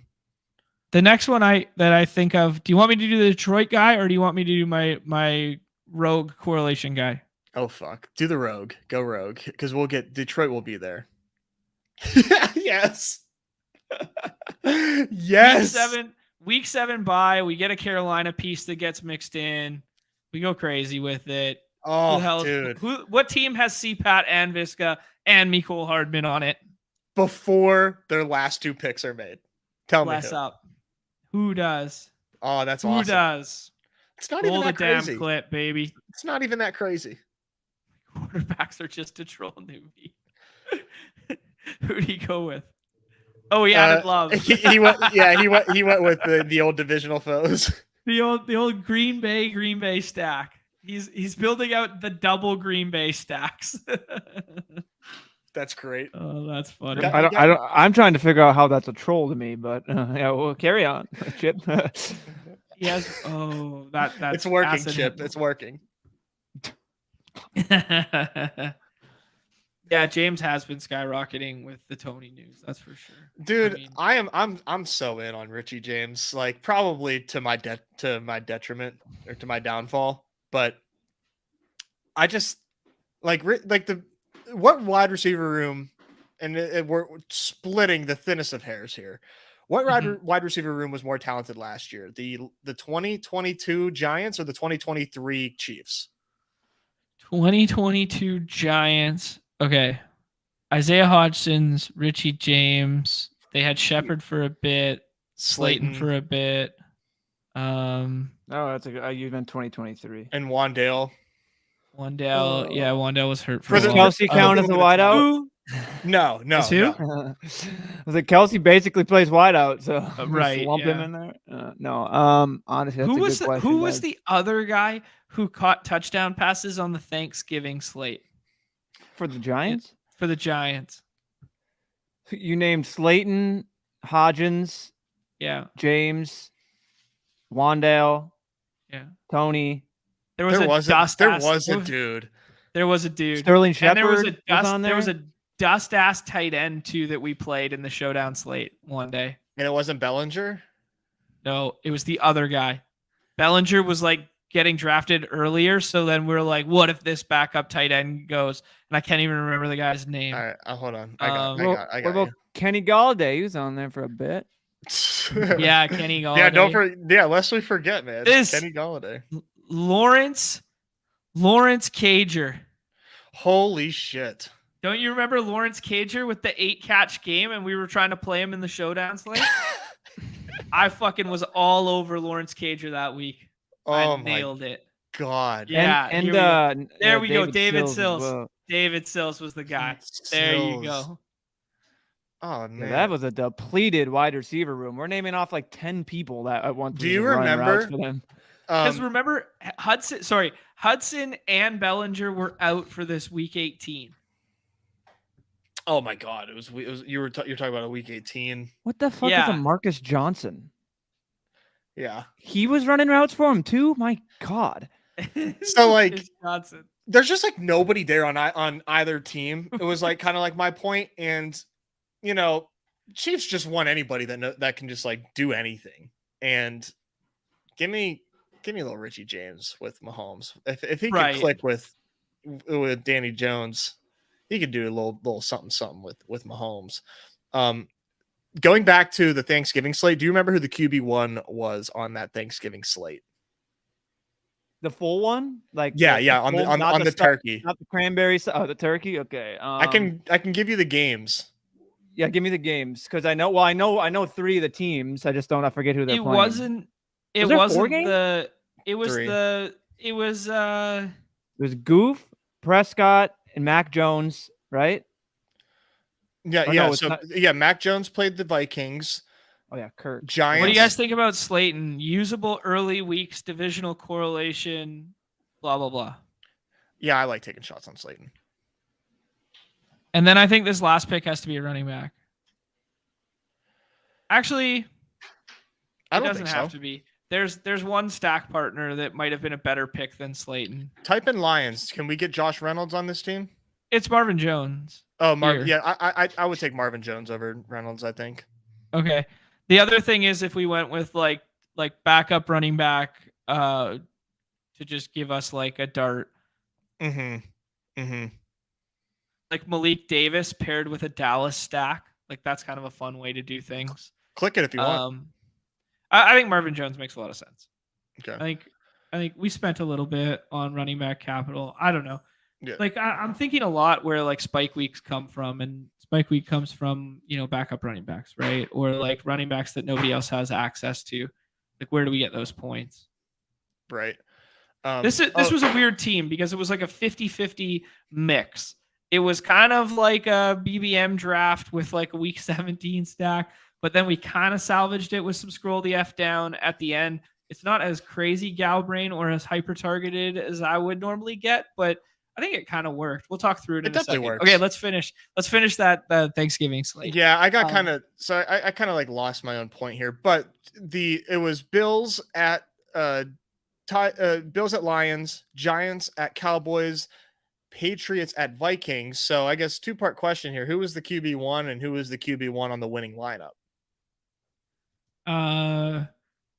Josh Allen was the QB1.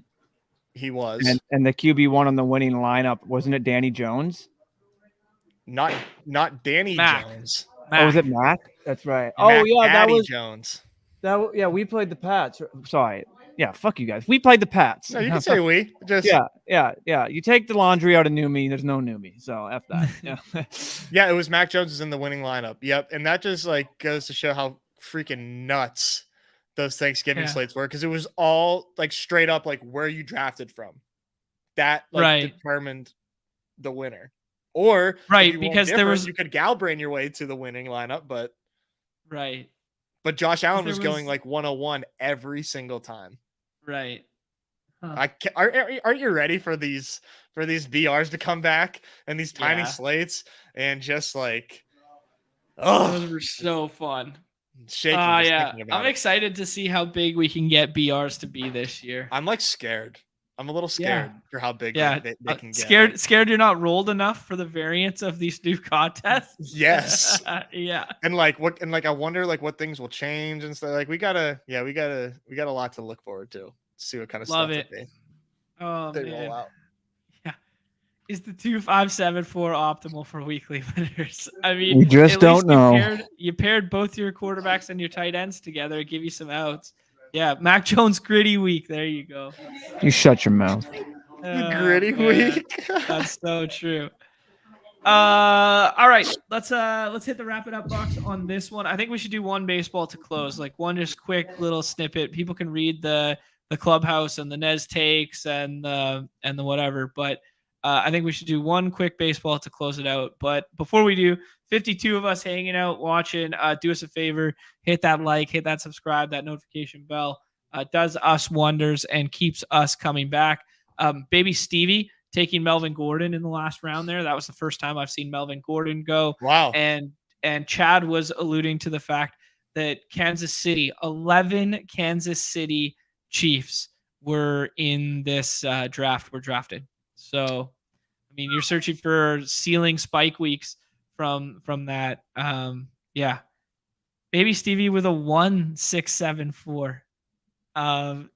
These are the fun builds, Dude, I man. We love get it, a little man. crazy. If you miss on the first 6 tight ends, like, Yeah, yeah, you might as well just like shoot them, like scatter your shots at that point.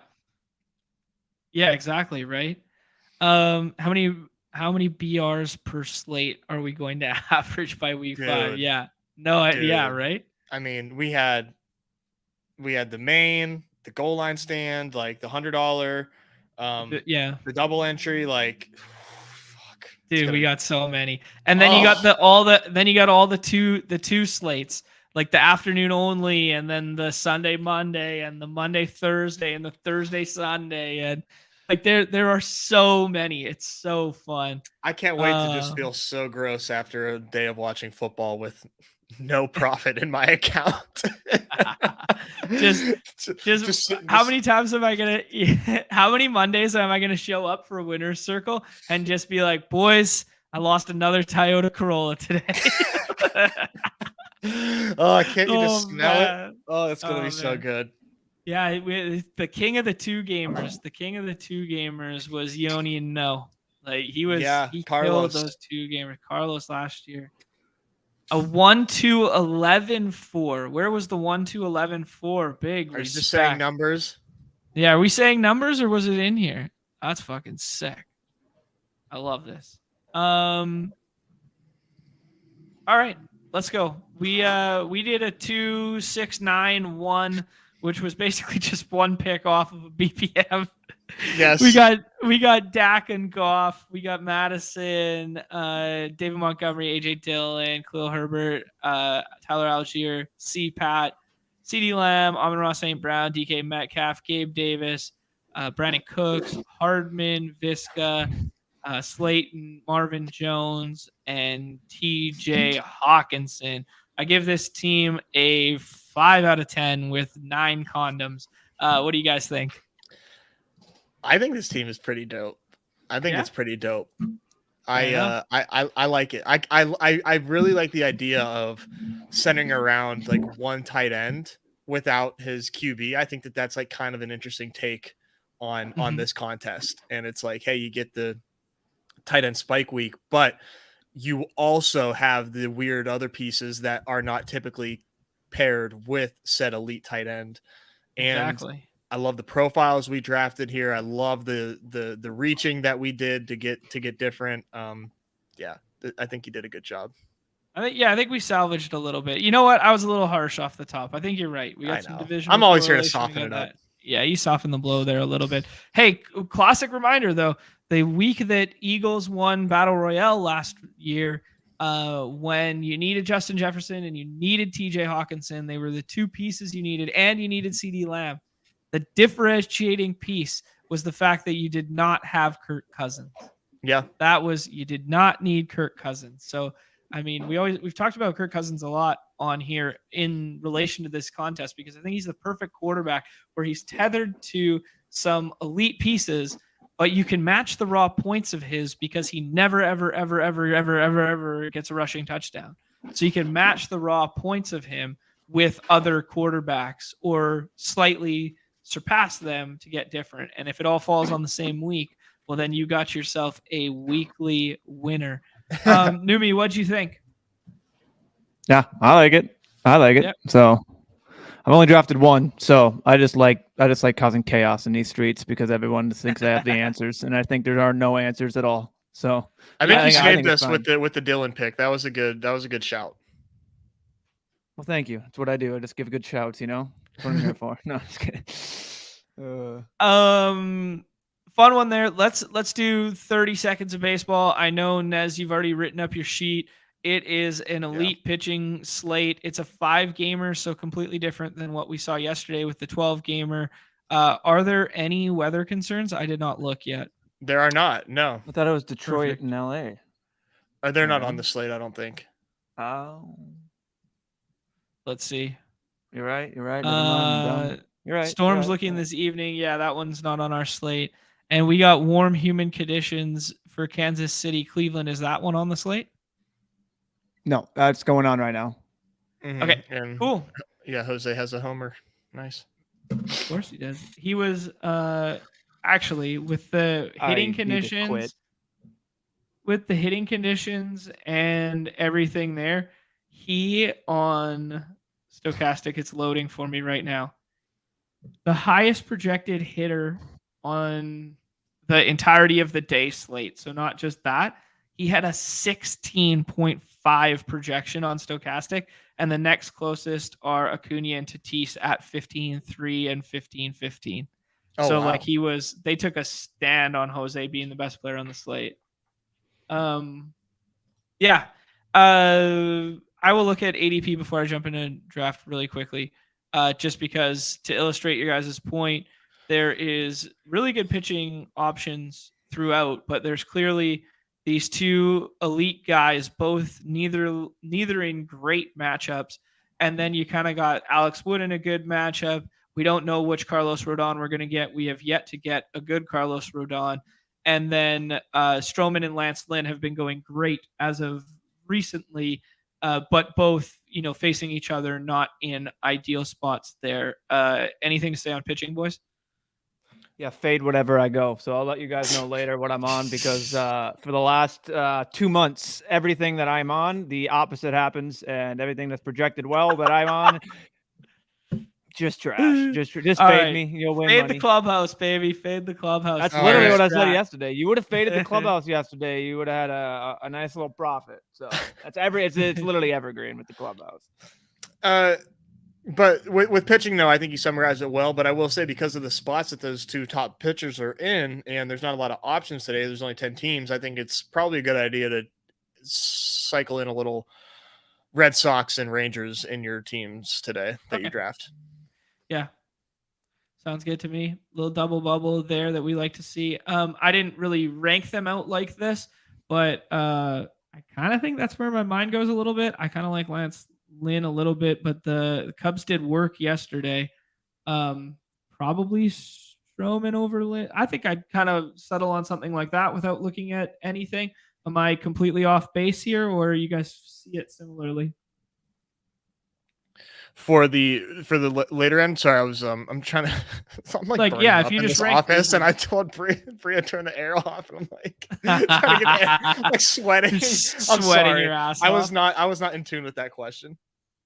Well, I'll just Is it like Phoenix weather down there for you? Is it that hot? Oh, dude, it's hot as hell. Did you hear about, just real quick? Did you guys hear what's happening in like Phoenix area and like?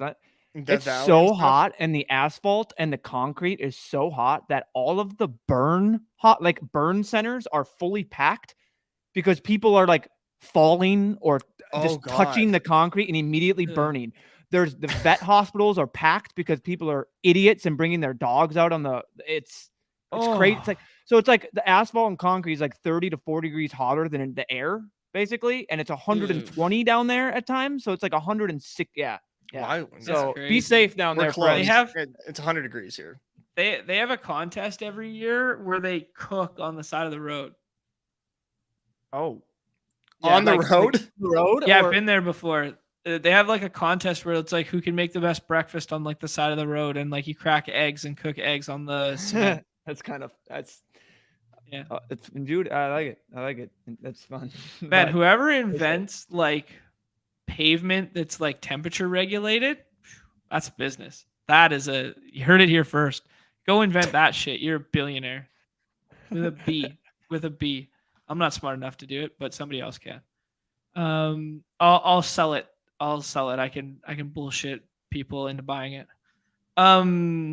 Yeah, we get the Pete Alonso bump because he went crazy yesterday, so now he's a first round pick.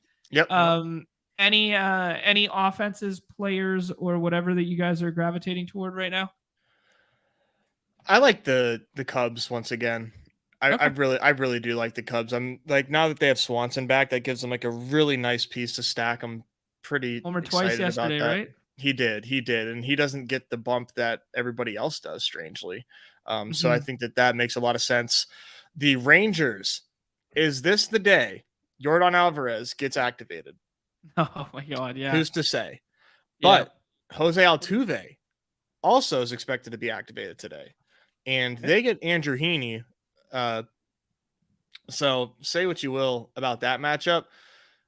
I think it would probably be smart to do some Astros onslaughts and Uh-huh. get those guys in there because they go so cheap. And you can do like Tucker, Bregman, McCormick, Altuve, Alvarez like very easily. Before the news comes out. Yeah, good shout. Good shout. Is it the last game of a series and do they have an off day tomorrow? I believe so. Or they might play tomorrow too because they are a late game, potentially. Yeah. But no, that's a good point because if they do play tomorrow, then you could. And no, wow, I don't know what's going on, but like, there's only 4 games tomorrow. Yeah, I thought it was something weird like that. I remember looking for our show tomorrow and being like, "What the fuck?" Is it staggered, or do we at least have a slate? We have a slate. It'll be a 4-person. Yeah, It'll probably be a 4-person slate, which is fun. Okay. Wait, so it's not a 4-gamer? It's just 4-person. 3 games. We don't know yet. Okay. Alonso goes first there. I am minded to just take Acuna and try and buy a little bit of an Atlanta discount today after they flopped yesterday. Yeah, Acuna hit his lower on the 12.5 because he only got 11 fantasy points. What a loser! It's incredible the floor that this guy has, right? Yeah, right. Like, oh dang, you only walked twice and stole a base and scored a run. Like, oh well. Guess I'll take it. This is a fun one. Scooby Taylor right here. Dynasty Superflex trade. Vote in the chat, guys. We're going. Yes. Do you like the T-Law Pacheco or do you like the Kyler Brees? Because I love the Kyler Brees side of that. You got to go Kyler Brees there, in my opinion. Yeah. It's definitely introducing a little more variance and a little bit more risk into your portfolio, but I love it. Mm-hmm. Yeah, no, I think that's an awesome opportunity there because Kyler's going to heal up and play football again for many, many, many years. And Brees Hall could be the RB1 in Dynasty by next year. Matt Olson? Yeah.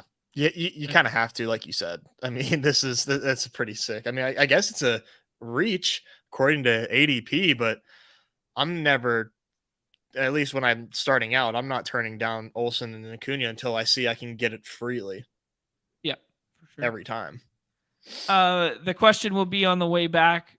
Do we take Albies or do we opt for some of the pitching stuff because we do think it kind of falters a little bit?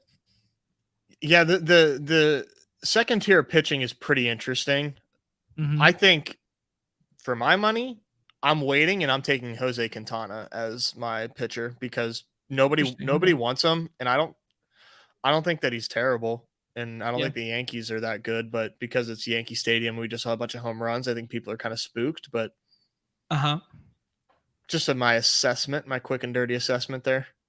Ozzy Albies goes there. So you're clearly down on Lance Lynn comparative to the field because you like Cubs today, I guess. Yeah. I mean, obviously Lynn has a good K floor, but I've always been a believer in the Cubs this season, and they haven't always come through. But I think, given the park factors and the way they've been playing, yeah. But if you like Lance Lynn, man, that's not the worst. So if he doesn't get traded today, I know it's not going to be today, but oh yeah, talks that he's going to go to Tampa Bay. Okay. Let's hope he doesn't get traded today. He's had 2 bad starts in a row, but he was like really good before that. And the K floor, I do like the K floor. And I think people are going to be scared of Chicago or scared of the Cubs. Like he's going to fall, I think, a lot because of what the Cubs did yesterday. And now the Cubs are like back healthy. Yeah, it's hard to tell what the field thinks about Lynn. Right. I wanted to do a little Cubs stack in my mind there. Like if you took like Horner and Swanson there and then just, backstack one of the outfielders feels really nice for this lineup that we started here. But then once we take Lance Lynn, obviously that's not a thing. So now I'm really thinking through your cheeky move and maybe adding Sean Murphy to this and then adding the cheeky 2-man stack you alluded to earlier. Okay. I think Murphy will play today, right? Did he is any risk? Oh, there goes Jordan. No, there goes the cheeky move because we gave it away.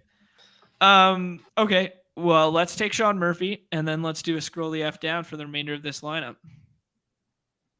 Yeah, he'll. It looks like he's gonna play today. Okay, cool. Yeah, I like that. Now we can do whatever we want, really. For the Mets, they are getting Rodon, and like you said, we don't know who we're gonna get from there. But I don't really want like. Maybe it's wrong, but I don't want really Nimmo against a lefty there, and especially without like Alonso. Yeah. I mean, it's weird because you already have the Braves, but like I am into like taking Red Sox today against Strider. Yeah, that's cool. Yeah, I'm about that. Yeah, he's like Lance Lynn, except the wheels don't fall off until like the 7th inning. And then he starts to get hit hard, whereas Lynn just kind of gives up runs just scattered throughout the game. Holy shit. I was wondering why Pablo Lopez didn't get a win yesterday. I was like, dude, he went 7 innings and 2 outs and 8 Ks. We had no bullpen arms. Holy. We shot the bed. Wow, Nico Horner just still sitting there. I think I like Devers and then one of the Boston outfielders that's left. And then we do that. Now that I wanted to do Altuve plus Jordan and get a little cheeky like that. The other thing you could do is do like Simeon plus Adolis, but Adolis just went. Mm-hmm. Yeah, I do think that the righties from the Rangers are interesting today too, just because they're going to go way overlooked.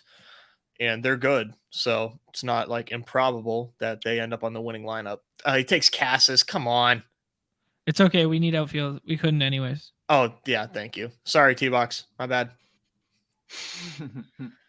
That's why I went infield first, and I like Devers. So now the question is, do you like Yoshida or Duran? And I like Yoshida.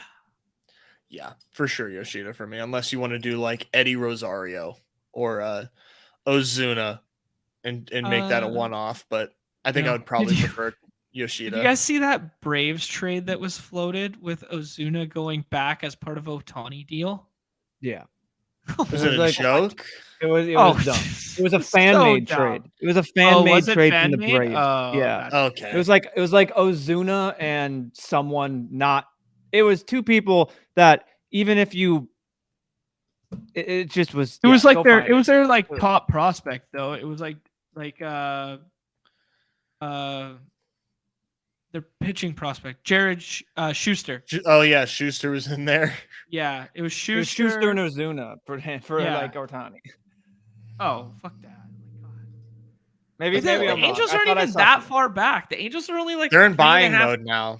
They're 3.5 back from the wild card, right? Like selling Ohtani, like you want to get something from Ohtani, but Ohtani's been pretty outspoken about staying on the West Coast. Like, I don't know what the deal is. I think you just have to ride Ohtani and hope Trout comes back. And, if it was basketball and it's like an expiring contract and you don't get anything for him or something, it looks really bad. But in baseball, I think it's just like a different beast because like you could win a series with like a wild card game with like just Shohei alone. Like just Shohei by himself can win that game, right? So all you have to do is find a way to get there and you get some guys healthy. I don't know.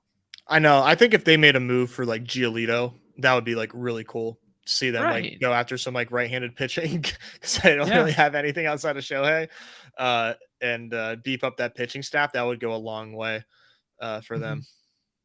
Fun little baseball slate. Be mindful of your combos. Be mindful of your contrarian stacks and stuff there. Jordan plus Altuve as Mr. Coco Pop watching the show sniped from us, as I alluded to. We were gonna do our cheeky back stack. That's a Nez nugget for the day. The Nez takes is up if you want to go check that one out. Neumy, will there be a clubhouse today? Yeah, I'm gonna try and get it up. No, yeah, cool. It should be up. So no promises, but if it makes its way up there, you best be checking it. Let's hit the wrap it up box there, boys. best of luck to everybody playing in the MLB streets. Nice day for Badge Brigade members yesterday. Hopefully, one of your boys up here could find a little success tonight. Who knows?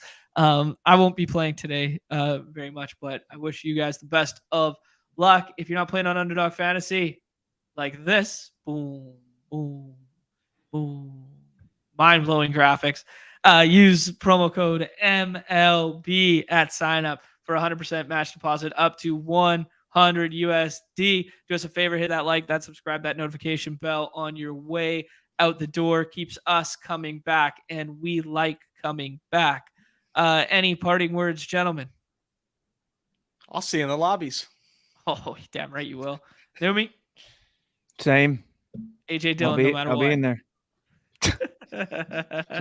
Oh man, fun little camp news. Fun. Shout out to the guys with the data there. Thanks to Underdog for the BBM stuff. Thanks to Chad for doing all the BBM stuff. Thanks to Dolly for all that data, and thanks to Chris for the sheet, and John Boy Beats for the weekly scoring stuff. Big shouts to the community. They're making us look smart. Okay, on behalf of Neumy, Nez, I am John. We are the Badge Bros, and this is everybody's favorite time of the show, the Peace.